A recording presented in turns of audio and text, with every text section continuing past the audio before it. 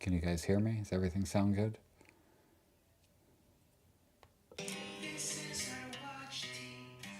Live from Don't Have a Studios, my name is Joel Henderson. I am here to discuss Severance Season 2, Episode 1. It's called Hello, Miss Cobel. And it's been such a ridiculously long wait from Season 1 to Season 2. Luckily, Michelle watched it recently, Season 1 that is, and really kind of fell in love with it. I didn't expect her to like it in the same way that I did, but the stuff that she would bring up to me was pretty much in the same ballpark of the stuff that intrigued me about the show.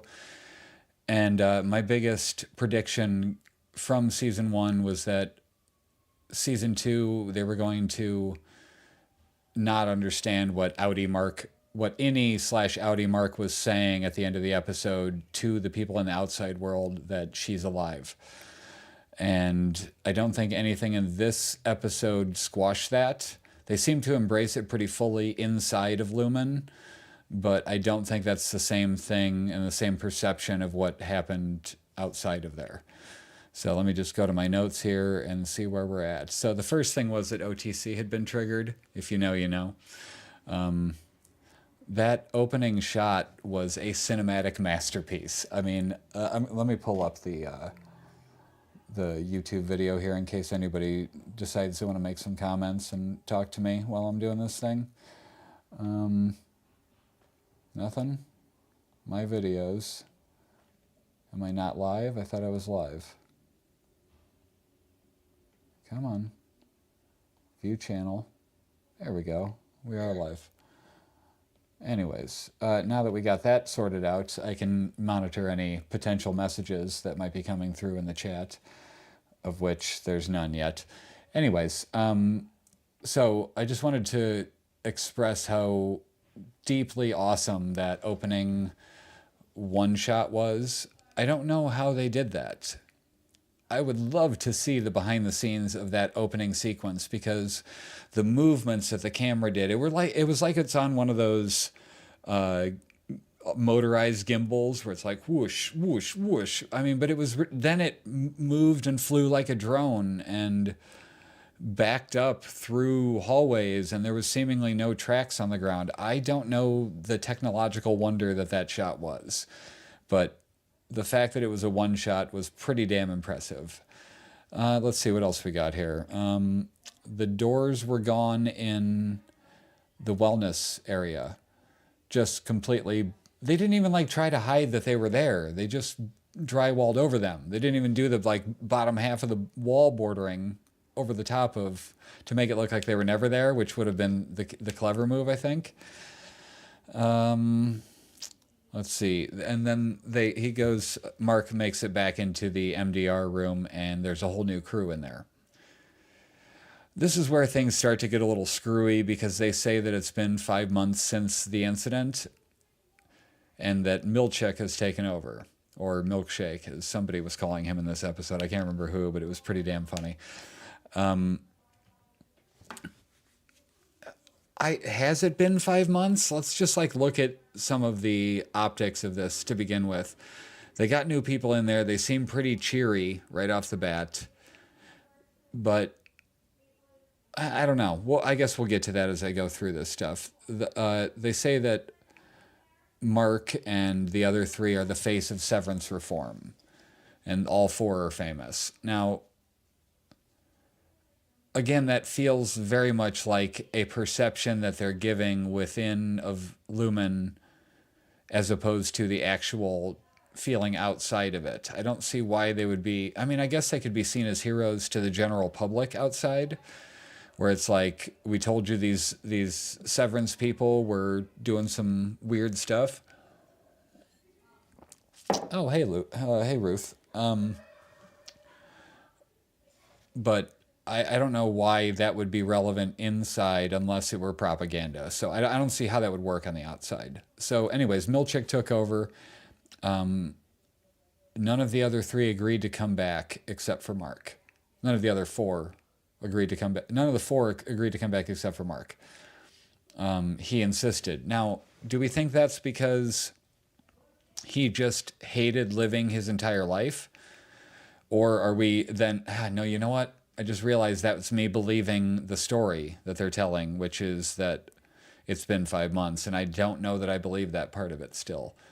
So, with that being said, maybe Mark just showed up for work the next day as if nothing happened because was Audi Mark talking anything at the end? I feel like his sister would have said something to him after that incident with the baby and him then becoming his Audi again after her talking to the innie for a few hours. So maybe there's some hesitation on the outside, or maybe he's trying to infiltrate in the same way that maybe Petey was trying to do. I don't know. Let's see.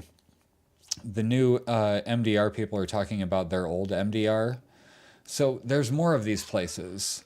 I didn't realize that it was more of a widespread thing. I think later on they mentioned that it's in 206 countries, which I guess this is a bigger operation than previously assumed, based on it being basically, you see about 7 people that work there total, 10 maybe.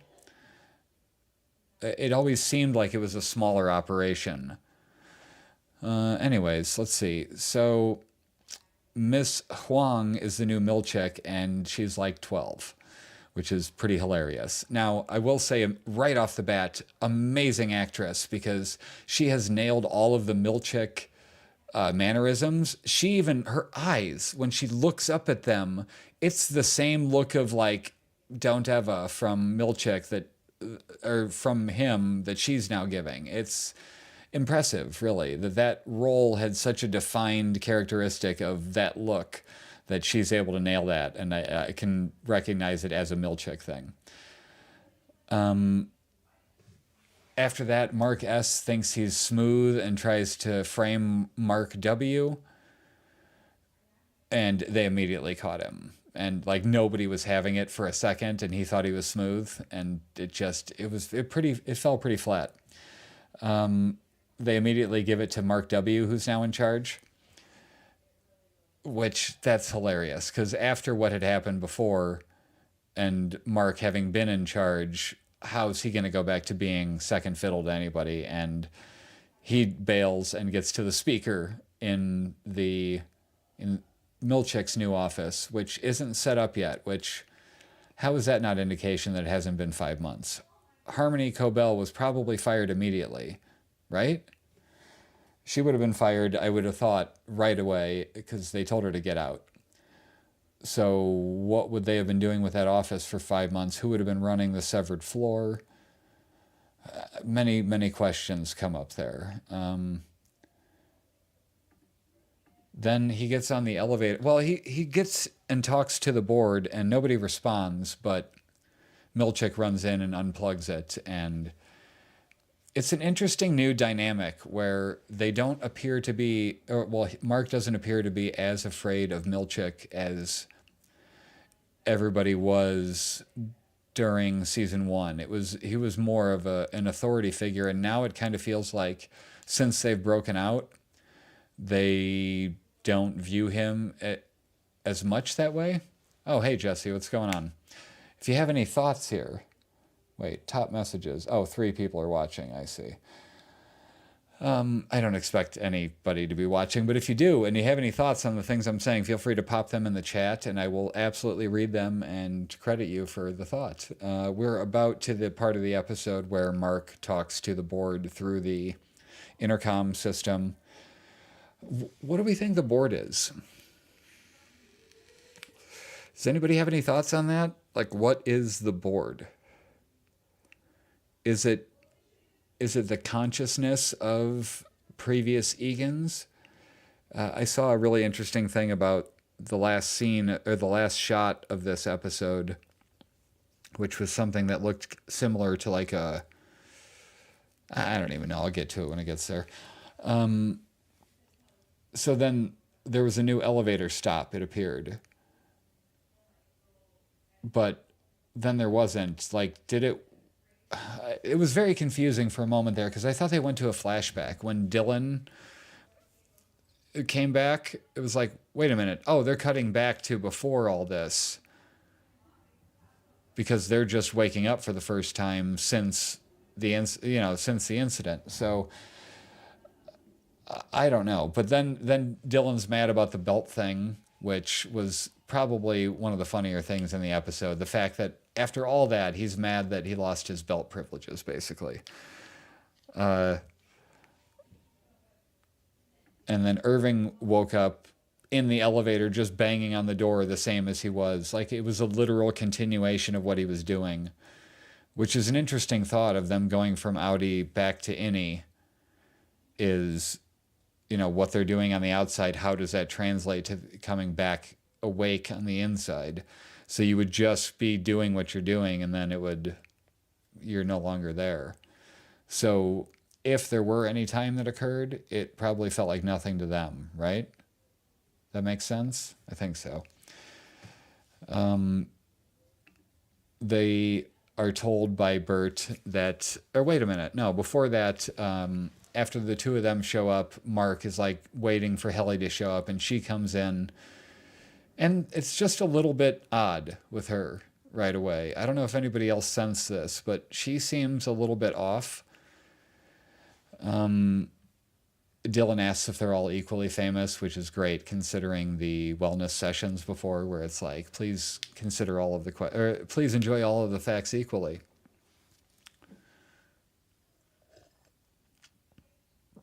Any other thoughts? Anybody on why the wellness area was gone specifically? Was it just because... Oops. I bet that was crazy loud. Sorry about that. Was it just because of its association with Miss Casey? Or do you think it's a overall change in the philosophy of Lumen? It seems like on the surface of it, they're trying to make it more like, oh, we got to treat the innies with a little bit of respect. But is that the case? Or is it just perception where they make it look like they are? I'm not sold on any of that yet. And then all of a sudden they're all there. And I couldn't help but be slightly disappointed that the whole team was back together after about 7 minutes. I mean, it was presented to Mark like, we cannot get them back together. Their Audis refused. So either A, what was done to convince the Audis, if that story can be believed, and if that story can't be believed, then were the Audis even aware of it? They had to be aware of it because Helly went into Helena and did that press conference on supposedly live TV, maybe? I'm not sure if that was live.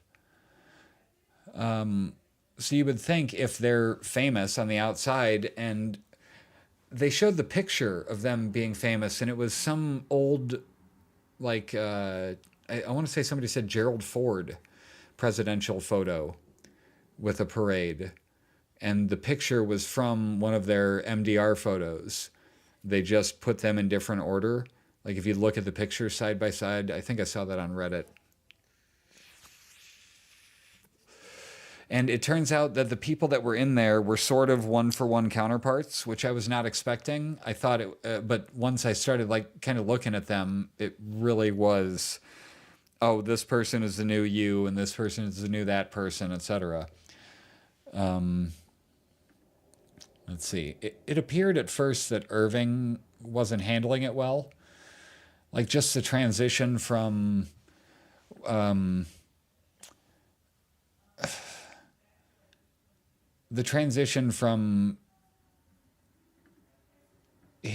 coming back and the way he was prior to leaving to now.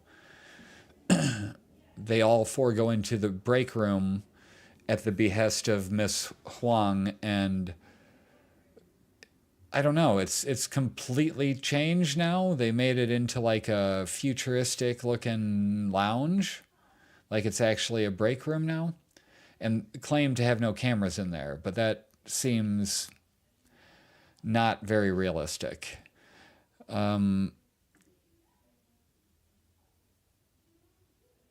Oh, I put at the time because I was thinking that they're adapting for the sake of the innies, and it said thank Kier for the macro dat uprising. Did they make it into like the Truman Show? Is this something where people are able to watch what's going on down there? Or what was that whole claymation thing too? Like it's like they showed a form of what actually happened there, but tweaked it in a way to make it like, I don't know, did they make it like they were the heroes there? It was kind of bizarre. There's no way they're actually showing that to people. What would be the incentive from a Lumen side? I can't see anything that would benefit them to show that they did the uprising, unless there was a way to.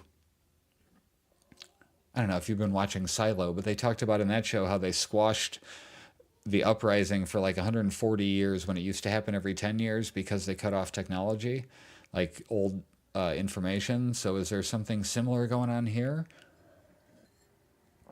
where maybe they're showing stuff to the new people coming in, and then where are all these other new people at? What is going on at all the other Lumen labs? Are they all macro data refinement and I can't even remember what the other one was that Christopher Walken used to be at, that Bert was at.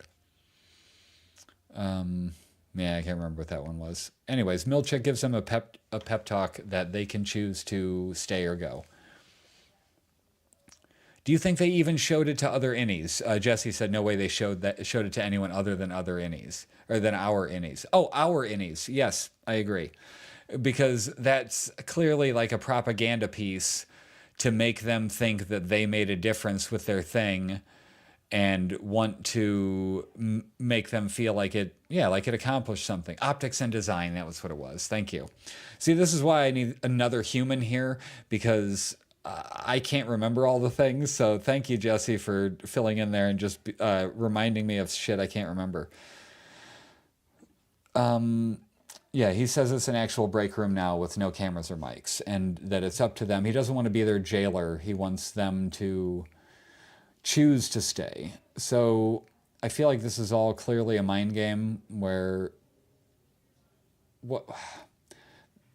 I don't know. I don't know how to justify the 5-month thing. That doesn't make any sense. So I think that this all happened pretty quickly. They brought in a few subs to fill in. Are we thinking those were other severed people? Like, is there any proof that they are, other than the fact that they'd be willing to do that ridiculous work? Yeah, I guess they must be. So this is obviously sprawling. At what point do we get the pullback moment in this show where we see how big this severed thing really is? At some point it has to go beyond, I mean, what do we see? 12 people total in the Lumen facility? I don't know. Anyways, now that they're in the break room, they finally get to discuss their time on the outside when Dylan pulled the switch. And Mark explained where he was. Or no, let's see. Does that happen yet? Yeah, Mark explained where he was. He said that he was at a party for his brother-in-law, Rick and Hale, who is the mythological creature or being to them that wrote the genius book, whatever it was called, I forgot. And they're all kind of blown away by that. And then Helly lied about her Audi so badly that, I mean, it's like she wanted to get caught. Okay, we're going back for a second here. Jesse says, yeah, I don't think there's any chance that it was actually 5 months. I'm betting a couple days. You probably already said that, but I missed the first part. YouTube didn't notify me you were live. Well, don't have a YouTube, and follow Don't Have a YouTube.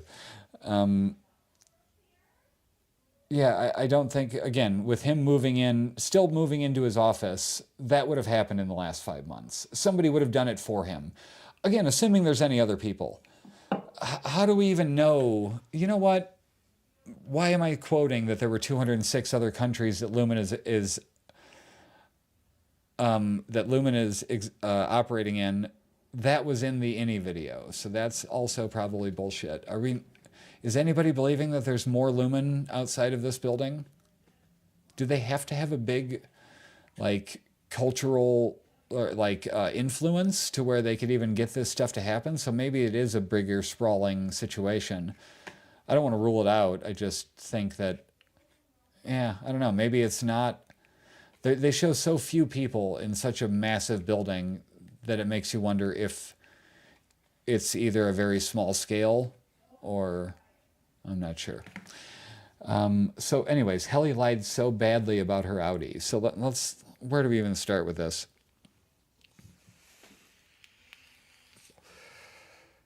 She said again. Was she not thinking at all?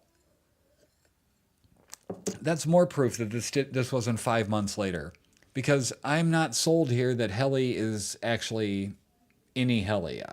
I have this weird vibe that this is Helena. Helena. Helena? Anyways, although now that I'm thinking about it, I'm questioning the science of it in as much as can they just turn off the severed aspect of the chip in your head? Can they just decide you no longer are severed when you go downstairs? I'm not sure. Yeah, Jesse said, all we know is what Lumen has told us. It's all suspect. I don't know what to believe. I agree with that. But Helly was clearly lying. So do we think that any Helly that we know that was falling for Mark to the point where they kissed at the end of last season would lie to them and say that she woke up sitting in her like sweats, eating snacks, watching TV in a one-bedroom apartment? Like, what would be the benefit for that?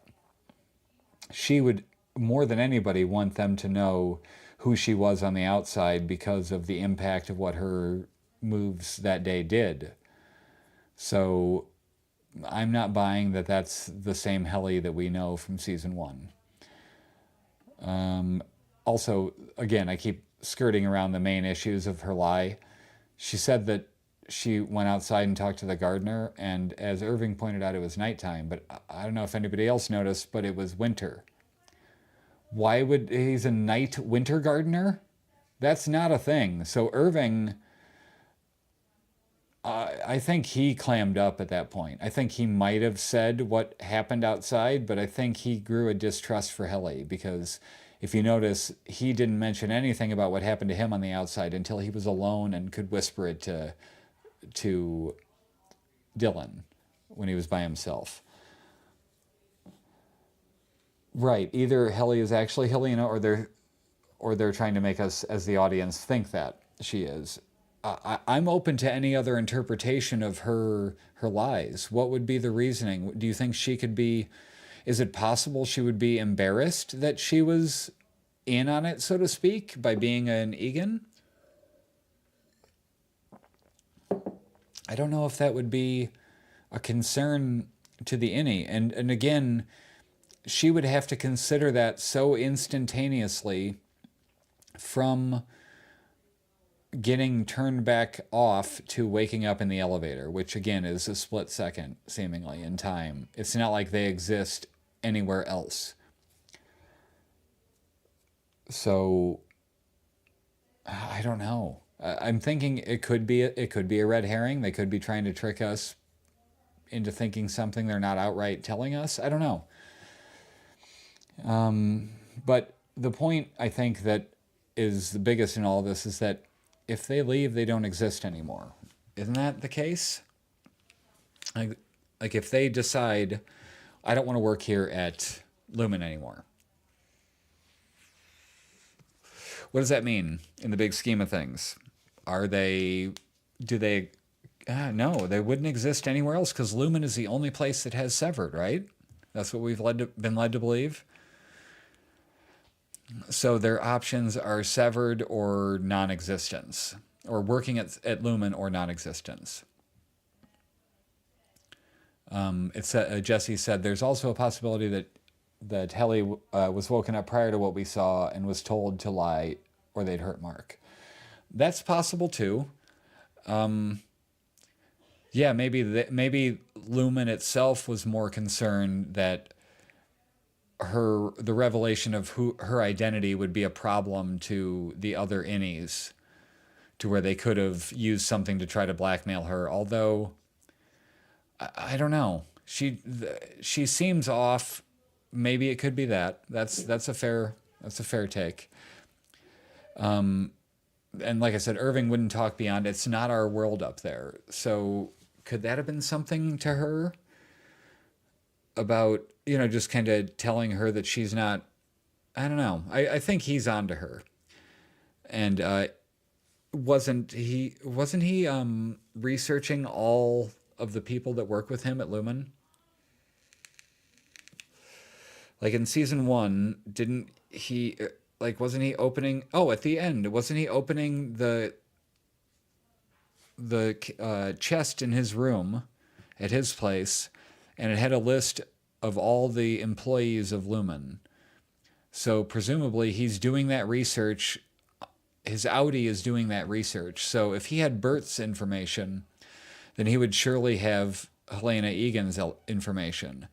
So Irving probably knows that she is who she doesn't admit she is. Yeah, he goes for a walk, and then Dylan follows, and then Helly and Mark discuss his wife.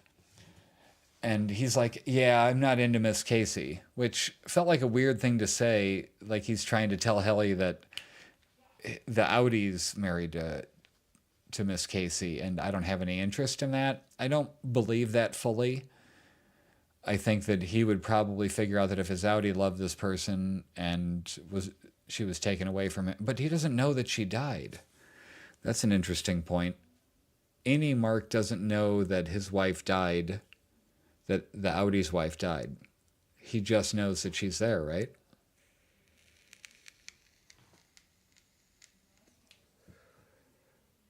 Huh. But anyways, he went out of his way to tell her that he's not into Miss Casey, or it wasn't like that at all. Irving says he failed at his objective outside, and he tells Dylan what he saw, now that they're alone. And he wants to leave. So I think this was just him kind of saying his goodbye. I'm surprised with the whole theory of him being on to Helly, being there, something being off, that he didn't say anything to Dylan there. I don't know if that was a situation where he felt like he was being watched still, or he didn't trust Dylan, but Irving, it seems like, would have... he went into acting mode at a certain point, so it's hard to tell if he's still doing that. As soon as Helly lied, he switched, and he went into a different mode where he's now worried about what she might be hearing them say. He says he wants to leave, and then Dylan gets summoned by Milchek, which somebody was calling Milkshake during this, and I thought, oh no, that was the other people that worked in MDR that were the replacements. Dylan's summoned by Milchek, and I think it was in the break room. I don't know if I mentioned that. Oh yeah, I did the claymation video, but he was summoned by Milchek into his office, and it says, "Hello, Miss Cobel," on his welcome screen. That's pretty damn hilarious that they can't figure out how to fix that, especially if it's been 5 months, which again leads me to believe it has not been 5 months. We are merely moments, if not days, from when they did the OTC. There's only one. There's only one tribal chief, and his name is Roman Reigns. But then after that, it's all four back to work. And I'm very suspicious that nothing I said is true, and that they're going to swerve us in ways that we didn't even see coming. I will say that last shot with Miss Casey on the screen, there was something about it that made it very clear, I mean, at least in my opinion, that they're rebuilding her somehow. Like, they put her into... I feel like the macro data refinement is them sorting those 4 tenets of a personality, or whatever the tenors, or whatever the hell the Egans call it, the 4, something with a T, for that make up the personality. And of course there's 4 bins on the bottom of the screen when they're doing the refinement, and they're taking the scary numbers and putting them in different bins. But is that what are they? Because they showed something similar to that on the screen with Miss Casey, and the four different things across the bottom were not full all the way. So are they still trying to get her right? And did they try to use a not completed version, and that's why any mark didn't feel anything for her? Is this show about more like the who we are as people at our very core, and they're still trying to figure out, maybe the goal is, holy shit, this is an actual original thought on this. Miss Cobel asked somebody, I think she asked Miss Casey or somebody if he recognized her at all. Maybe they're trying to get him to recognize her. Maybe that was the goal, was to get it to where they've rebuilt her. Yeah, maybe we were looking at it all wrong, where they didn't want, or where they wanted him to recognize that that was his ex or his wife that had died. And they're trying to do that by getting the macro data refined in such a way that she is the truest version of herself, aka who she was when he was in love with her, and that would unlock, what would that unlock? Reincarnation, I guess. I guess I could be thinking of it too much.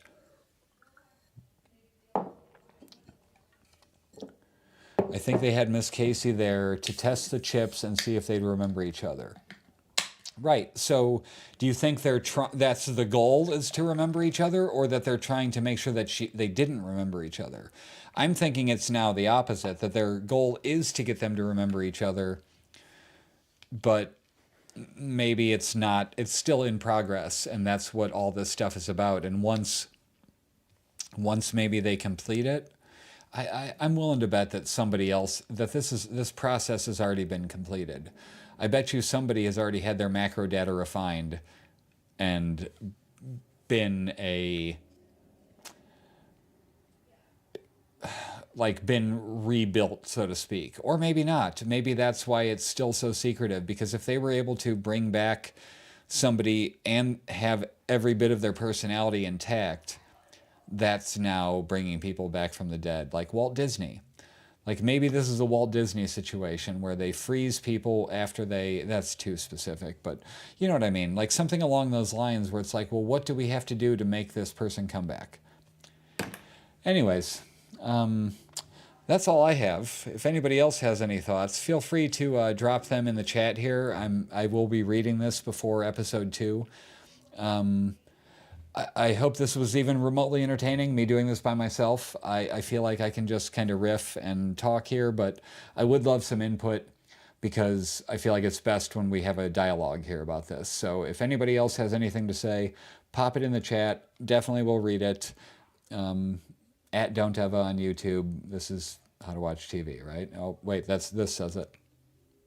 Damn it, it's going to play in my hearing aid. You know, this is a forever issue here, where technology just thwarts me on a regular basis. It doesn't want me to have fun. You know, it doesn't want me to just do things at the press of a button. Anyways. See you later.